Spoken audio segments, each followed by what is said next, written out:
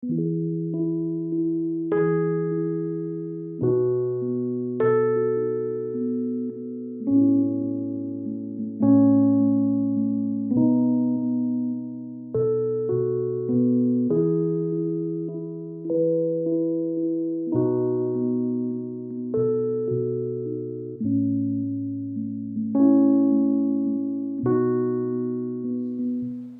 agora, para presidir esta última mesa, nós convidamos o Padre Emilson. O Padre Emilson José Bento é sacerdote da Arquidiocese de Campo Grande e doutor em letras pela Universidade de São Paulo, onde desenvolveu uma pesquisa sobre a unidade da Igreja em textos de Santo Agostinho de Hipona.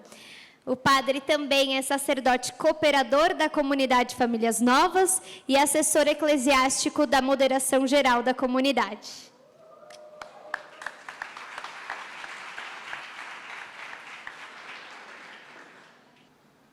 Nós queremos convidar para compor a mesa, na continuação do nosso fórum, o professor Rodrigo Gurgel.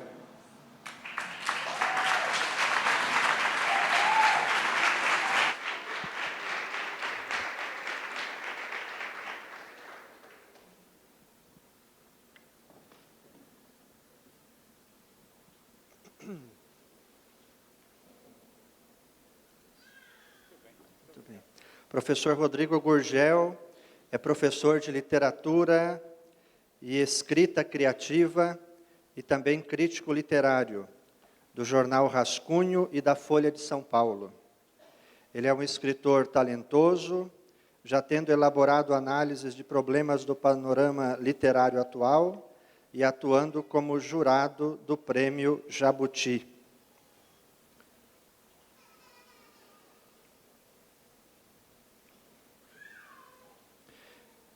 Chamamos também para compor a mesa a professora... Chama agora? Não, né? Muito bem, então passamos a palavra ao professor Rodrigo Gurgel. Muito obrigado, padre. É um prazer aqui estar com o senhor, com essa comunidade maravilhosa. O ano passado eu estive aqui para assistir algumas palestras a convite de um amigo, e eu fiquei profundamente emocionado com o que eu vi na época, porque eu entrei aqui no Mosteiro de São Bento, que foi inclusive o lugar para onde eu me dirigi há alguns anos, quando eu retornei à Igreja Católica, depois de um longo período de afastamento. Quando eu entrei aqui, encontrei esse mesmo auditório, assim, lotado como está hoje, e ouvindo as palestras, vendo a participação de todos, eu percebi como a igreja realmente está viva, né? Então, de maneira que, meu muito obrigado a Nonô, ao Benê e a todos vocês pela oportunidade de estar aqui hoje. Bom, o tema que me propuseram, né, é o resgate da literatura na formação cristã. Bom, então, antes de tudo, né, nós precisamos entender o sentido da palavra resgate, né? Quer dizer, resgatar a literatura seria salvar, seria recuperar a literatura do esquecimento ou da marginalização.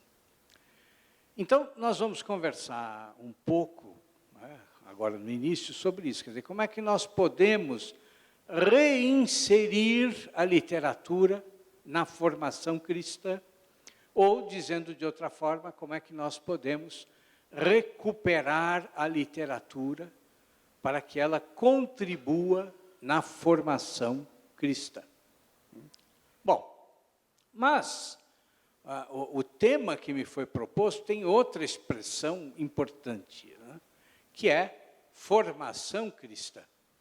E isso é muito interessante, porque o tema não fala de educação cristã. Se fosse educação cristã, nós poderíamos pensar em educação sob um ponto de vista formal, ou seja, nós poderíamos pensar em educação escolar, né?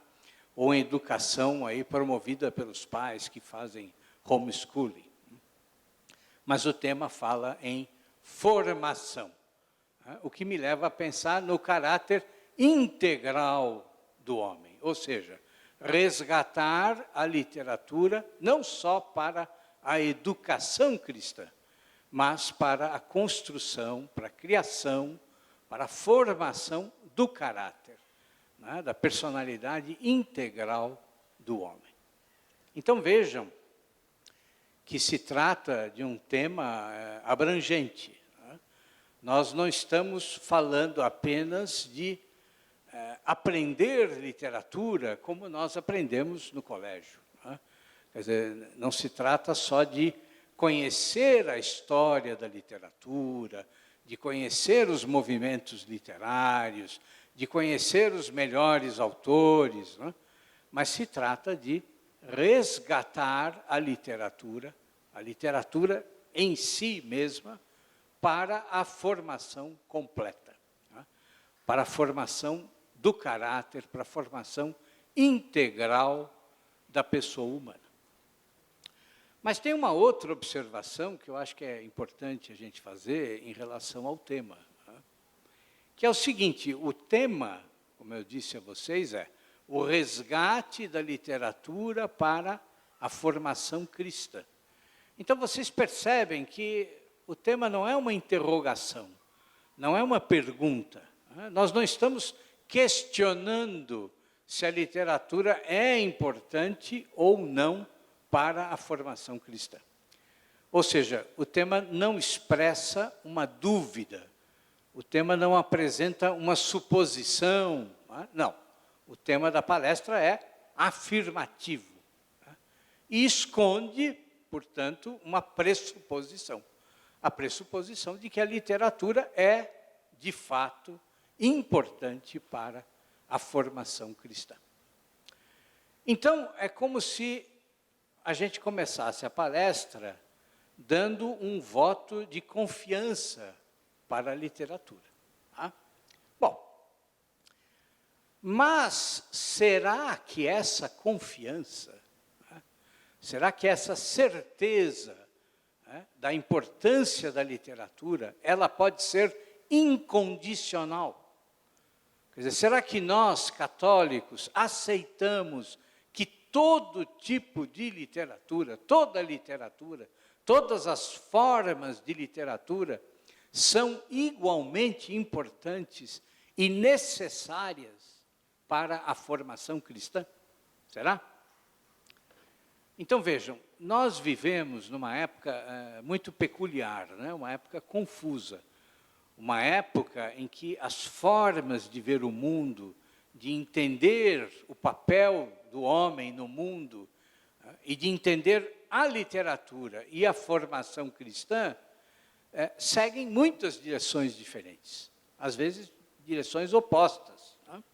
Numa época assim, claro que se torna mais urgente nós defendermos os nossos valores, a nossa fé, e essa urgência pode nos levar a muitos acertos, mas também a um erro, né? Ao erro de nós nos fecharmos em nós mesmos, de nós nos isolarmos do mundo. Mas, na verdade, neste momento da história que nós estamos vivendo, né, neste momento em que Deus nos colocou, né, porque nós não estamos aqui e agora, por acaso, não é mesmo? Nós precisamos lembrar constantemente daquele lema de São Paulo, né, e que alguns autores consideram como a síntese da moral paulina. Né? Quer dizer, o que São Paulo diz na primeira carta aos Coríntios? Né? Ele diz: tudo me é permitido, mas nem tudo me convém. Tudo me é permitido, mas não me deixarei escravizar por coisa alguma. Mas por que eu lembro disso aqui, quando nós estamos começando a falar sobre a importância de se resgatar a literatura para a formação cristã. Porque conhecer a literatura, estudar a literatura, utilizar a literatura na nossa formação ou na formação das crianças, dos jovens, né? E também produzir literatura, exige, antes de tudo, bom senso. Ou seja, exige a capacidade de julgar de forma correta e equilibrada, discernindo sempre entre o que é verdadeiro e o que é falso, entre o que é bom e o que é mal. Então, o uso do bom senso, que é fundamental para todos os momentos da vida, ele é igualmente fundamental em relação à literatura. Então, percebam que há um método que nós precisamos seguir nesse trabalho de resgate da literatura. Um método cuja base é a utilização do discernimento. Mas como é que funciona esse discernimento? Vamos pensar um pouquinho. E vamos, inclusive, voltar ao passado. Desde os primeiros séculos de vida da Igreja, existe a certeza de que a literatura é fundamental para a formação cristã. A Igreja sempre se utilizou da literatura, da oratória, da filosofia, das ciências naturais, ou seja, de todos os elementos que formam a cultura de cada época, para dialogar com o mundo e para anunciar ao mundo a boa nova, o querigma, o Cristo morto e ressuscitado. A Igreja nunca se fechou em si mesma.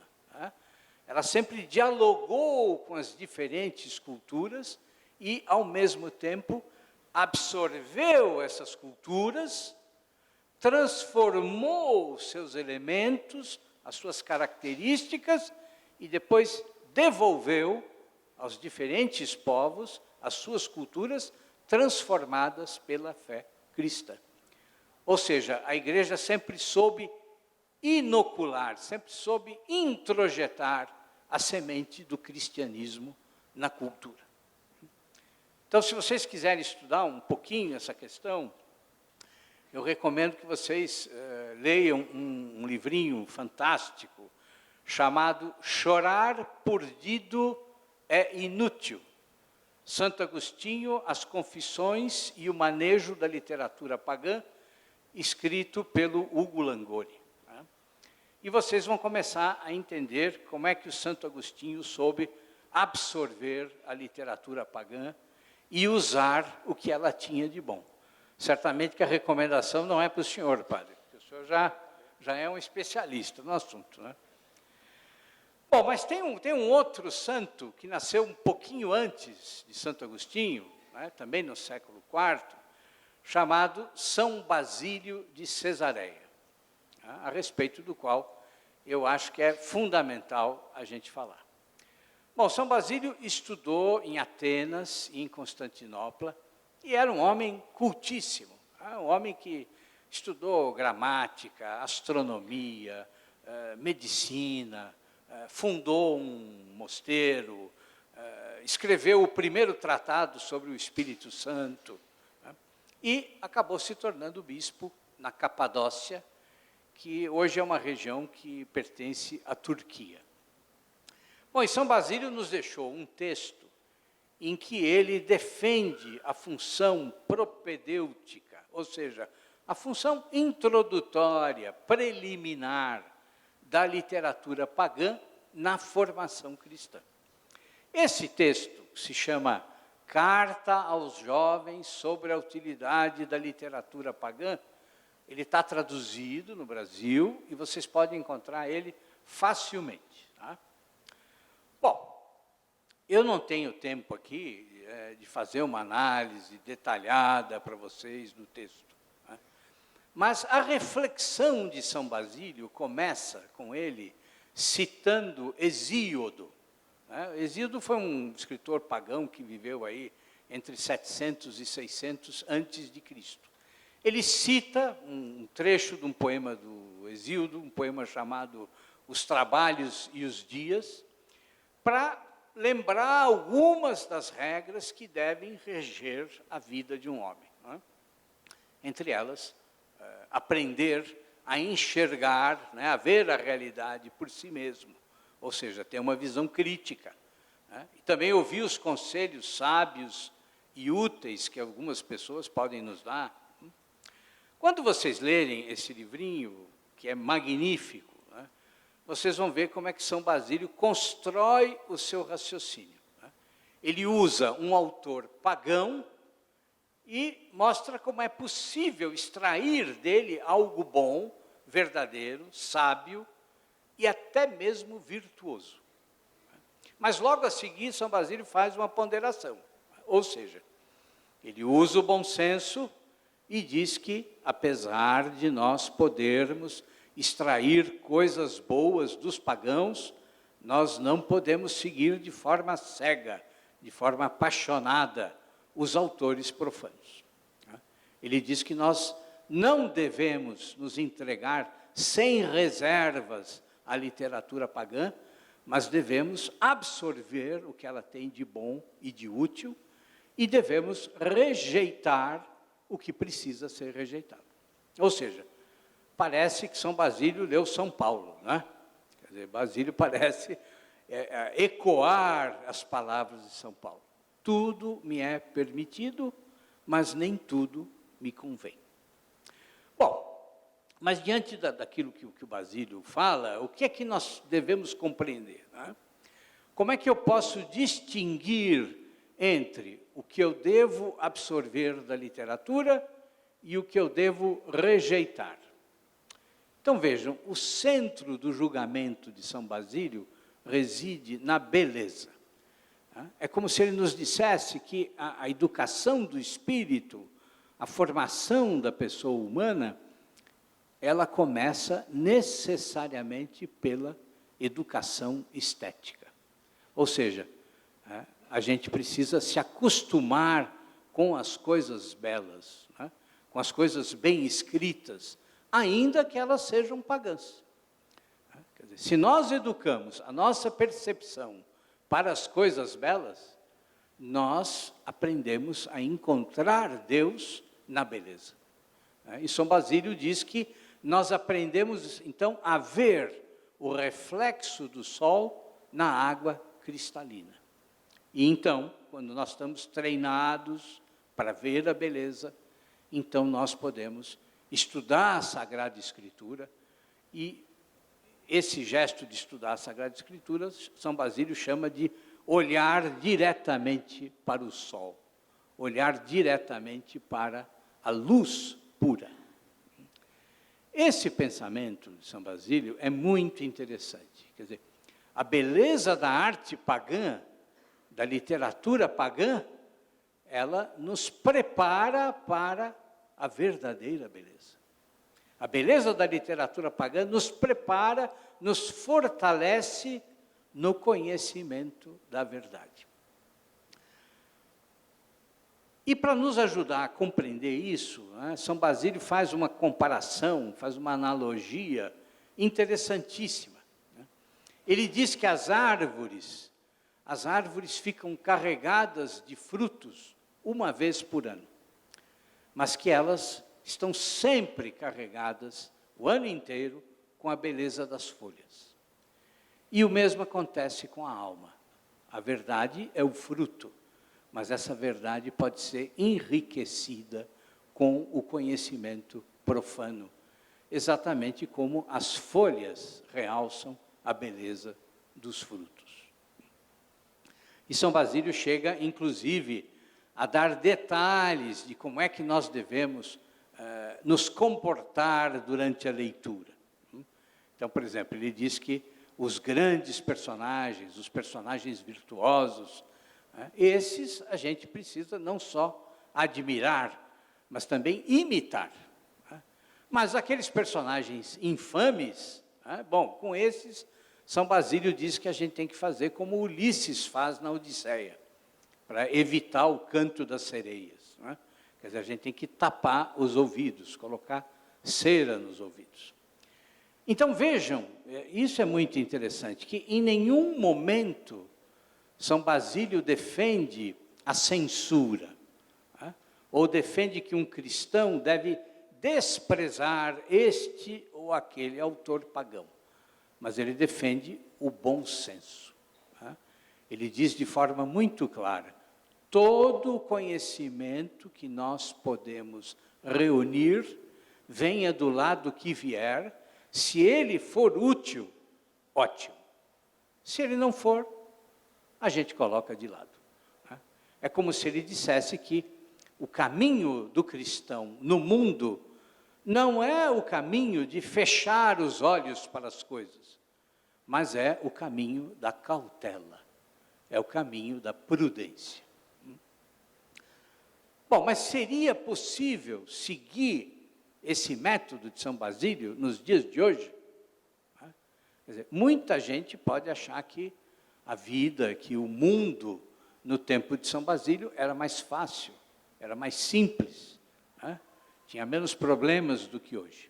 Mas não é bem assim.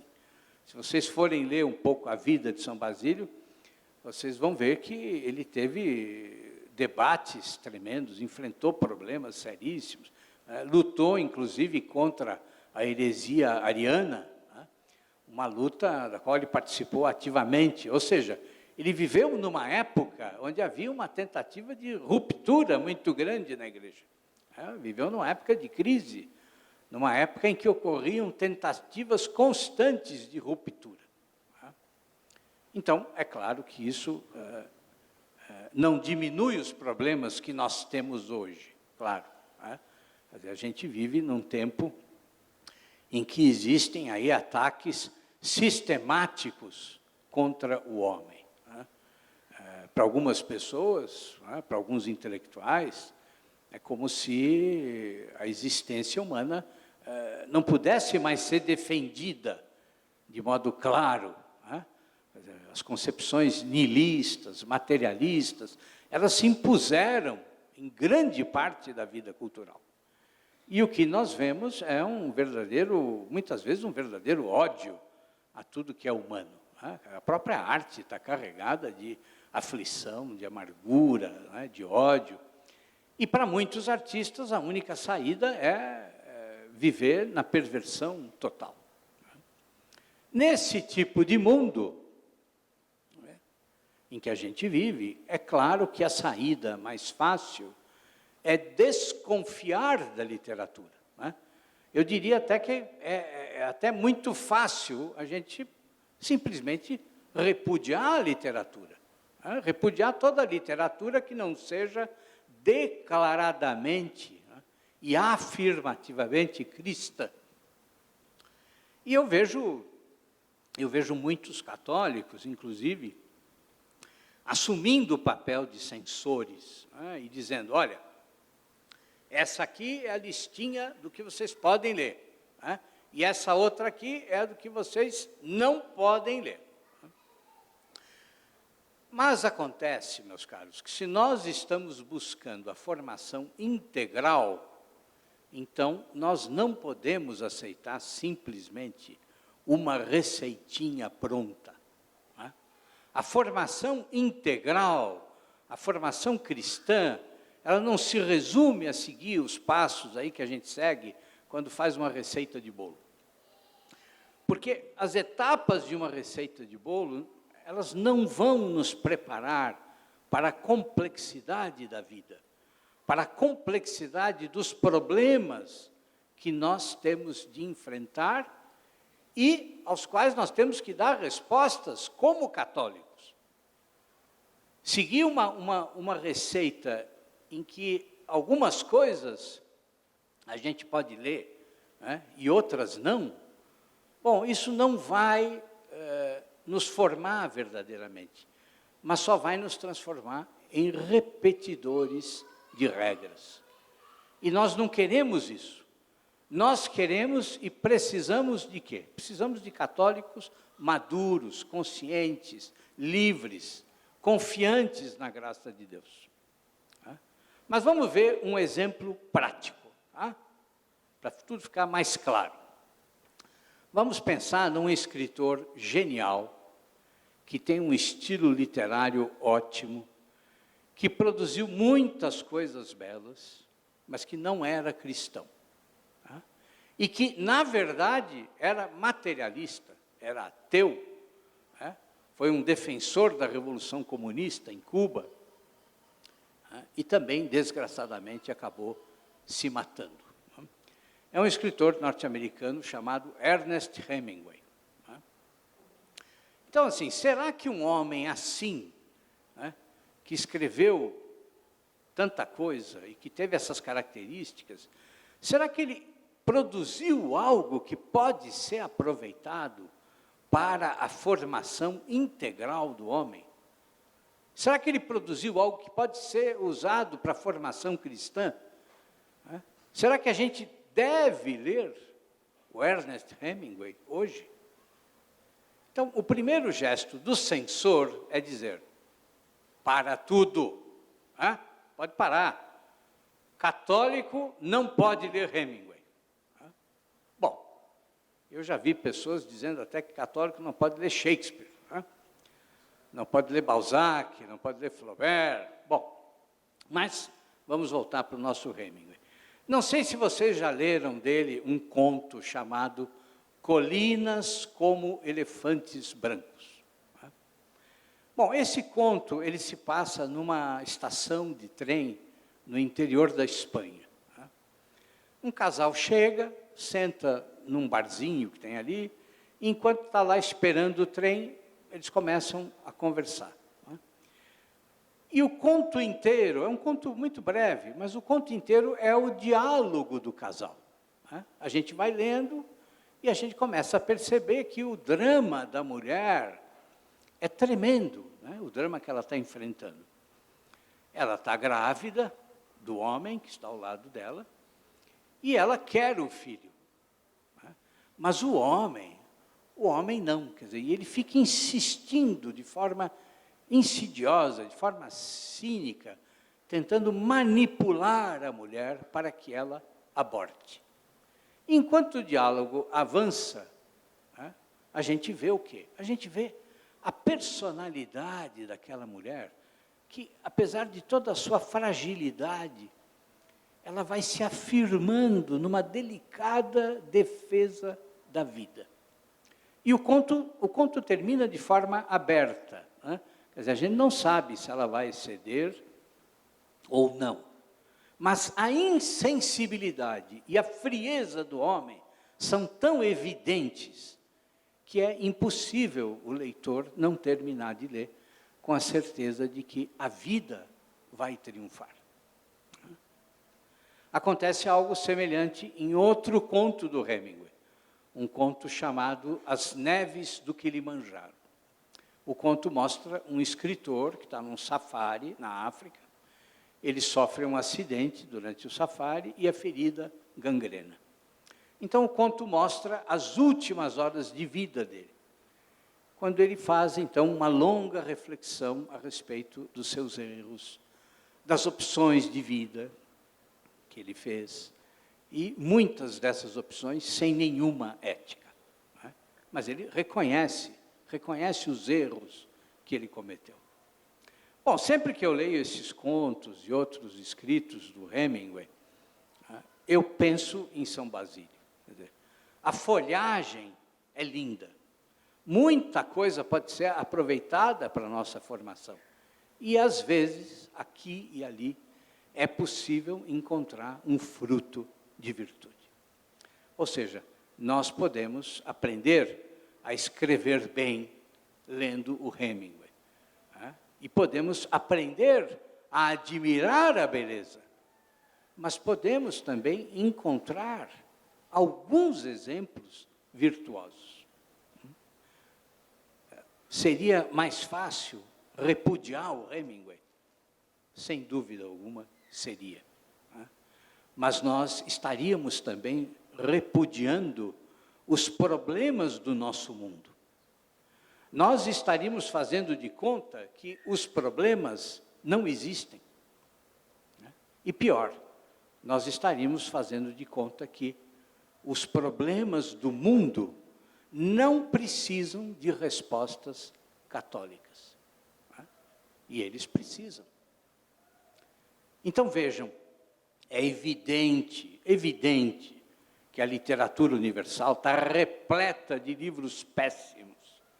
E ninguém vai se jogar nos braços do mal e ficar lendo coisas obscenas e vulgares. Não é isso que eu estou dizendo. O que eu estou dizendo é que resgatar a literatura para a formação cristã significa dialogar com a cultura do nosso tempo. Não para que a gente se submeta a ela, mas para compreendê-la e transformá-la. Sem esse diálogo que São Basílio, Santo Agostinho e tantos outros santos fizeram, nós não vamos conseguir transformar o mundo, não vamos conseguir evangelizar o mundo. Vejam o meu caso pessoal. Eu sou professor, sou crítico literário.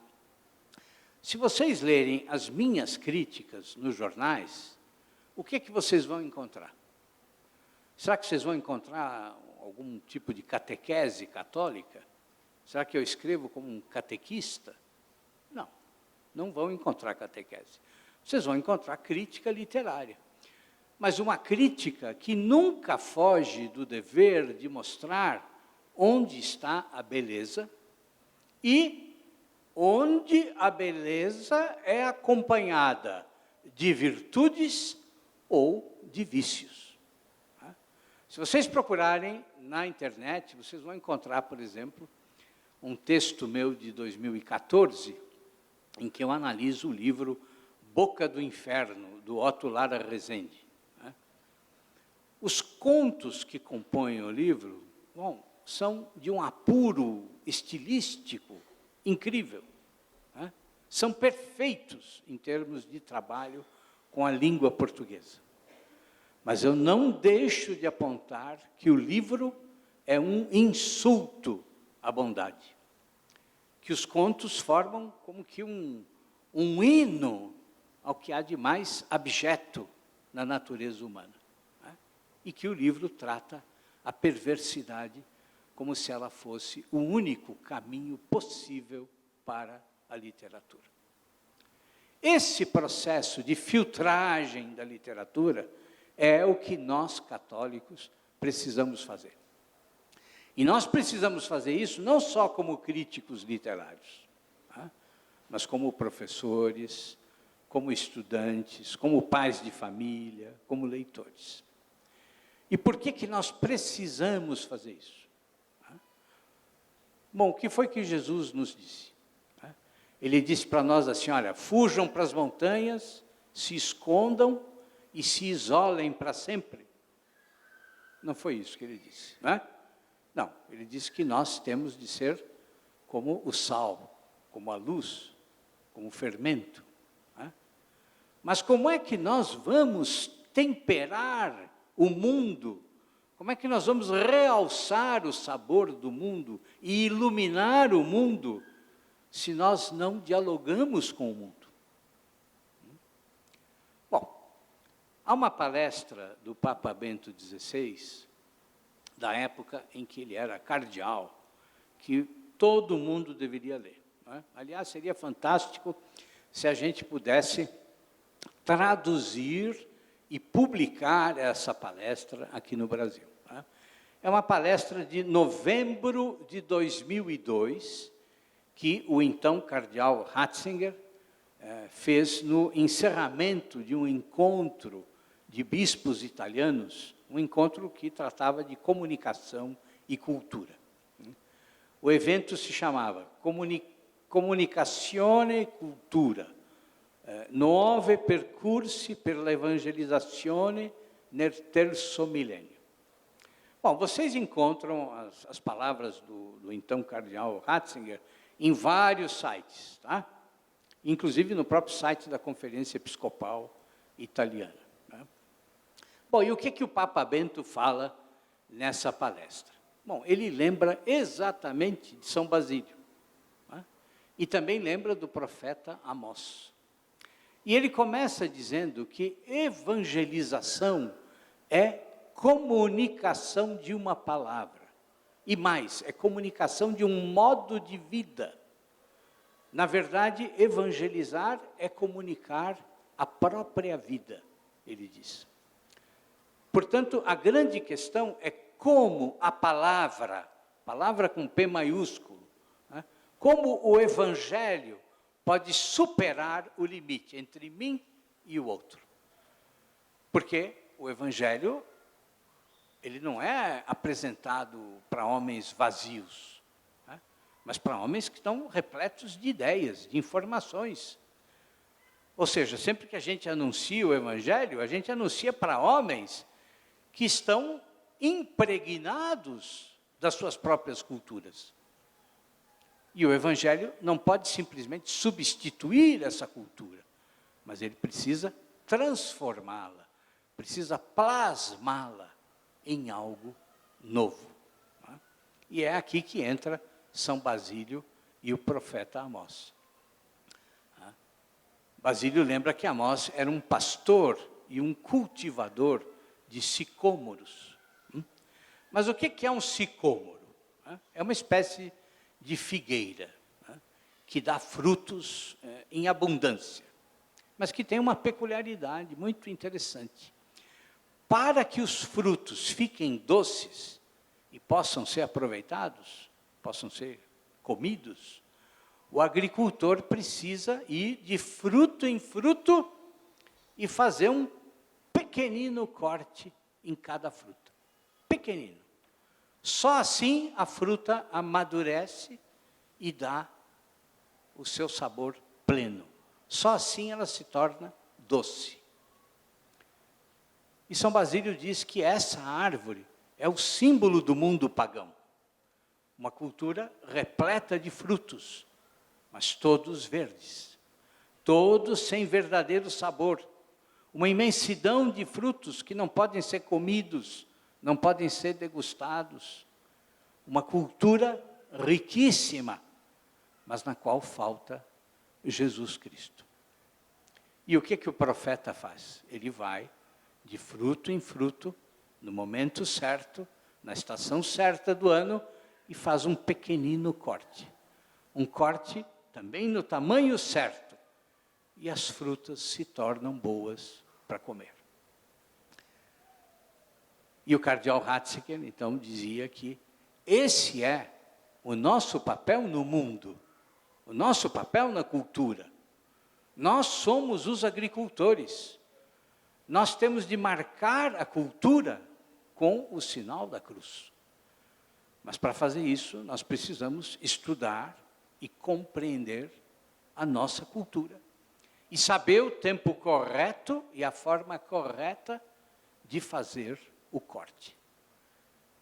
É assim que nós temos de lidar com a literatura, meus caros. E é assim que nós temos de resgatar a literatura para a formação cristã. Os frutos da literatura pagã, eles estão aí. E são frutos abundantes. Basta ir em qualquer livraria. Não é? Mas quando nós dialogamos com essa literatura, quando nós lemos, quando nós criticamos, quando nós ensinamos literatura numa perspectiva cristã, esses frutos podem se tornar verdadeiramente saborosos. É um trabalho difícil, eu sei. Mas posso estar errado, padre, mas Jesus não disse que as coisas iam ser fáceis, não é verdade? Então, é um duplo trabalho.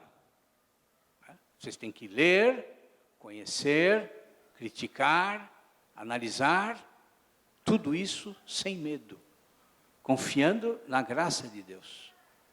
E também marcar esses frutos, essa literatura, com o sinal da fé.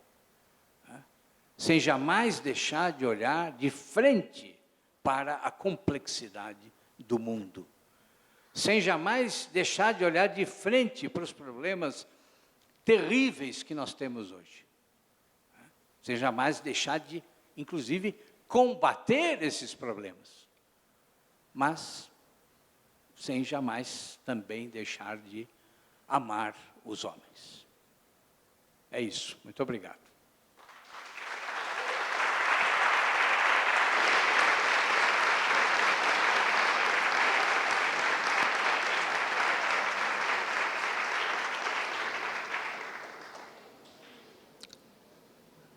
Agradecemos ao professor Rodrigo Gurgel a sua instigante palestra, que nos mostrou da importância da formação do nosso espírito, para a formação do nosso espírito, da educação estética.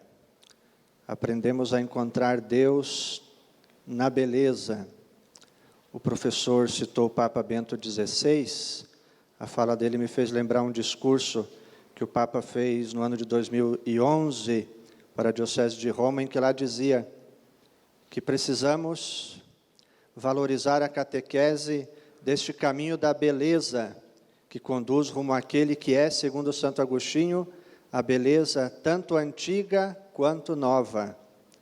E esta fala do Papa Bento XVI inspirou um congresso que ocorreu no ano seguinte, 2012, em que o cardeal e que o bispo Dom Rino Fisichella, grande teólogo, prefeito do Conselho para a Promoção da Nova Evangelização, disse, naquela ocasião, a beleza é o caminho privilegiado para a evangelização. Não nos esqueçamos que o cristianismo, desde o início, encontrou na arte em geral um caminho que lhe permitiu mostrar a coerência do mistério. O cristianismo apresenta o mistério de um Deus que se fez homem, e a beleza, mediante as diferentes expressões da arte, foi capaz de manifestá-lo. E o fez na beleza das nossas catedrais e das nossas igrejas, com a linguagem da poesia e da literatura, com a música, e continua a manifestá-lo com a beleza da liturgia. Existem, portanto, muitas daquelas expressões que são um caminho privilegiado para o anúncio do Evangelho. Portanto, o Senhor nos trouxe uma grande inspiração para o tema geral de todo o nosso fórum, a evangelização por meio do mistério da beleza que é Cristo. Muito obrigado, professor.